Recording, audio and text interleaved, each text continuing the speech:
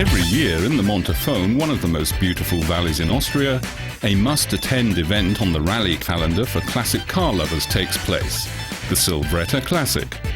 In 2010, the popular rally brings together car history and automobile future technologies. For the first time, the Silvetta E-Auto rally takes place concurrently. And one automobile manufacturer has illustrated clearly that cars with electric drives are not only practical but can also sweep you away. Audi proudly presents its electrically powered super sports car, the e-tron.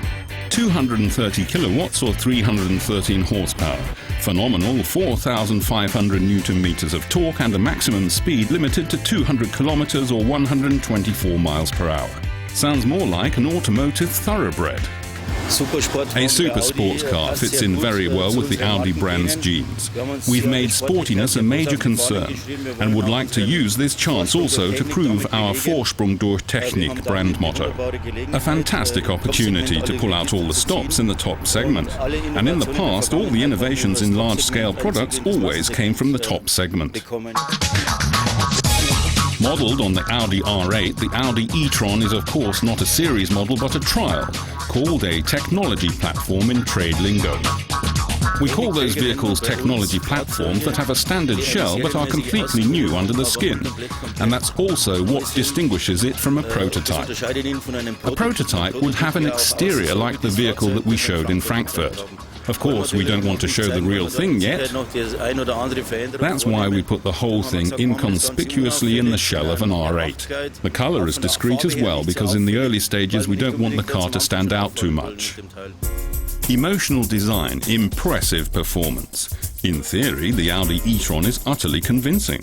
But electromobility is a very complex subject that goes well beyond the development of a fascinating series vehicle. The efficiency of the systems, such as the cooling system, energy management and all of the comfort functions must be completely rescaled. We will simply do everything it takes on board in order to convert every kilowatt hour into cruising range. At the other end of things, we are of course working intensively on advancing the battery. In the meantime, we are in the process of standardizing the cell sizes in cooperation with the competition. Performance capacity will of course become the brand's defining quality. By the end of 2012, Audi aims at a cruising range of 248 kilometers or 151 miles for the e-tron.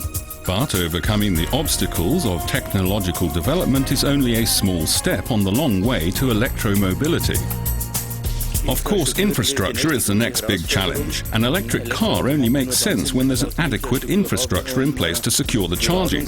We're dealing with this in the framework of the national e-mobility platform implemented by the Chancellor.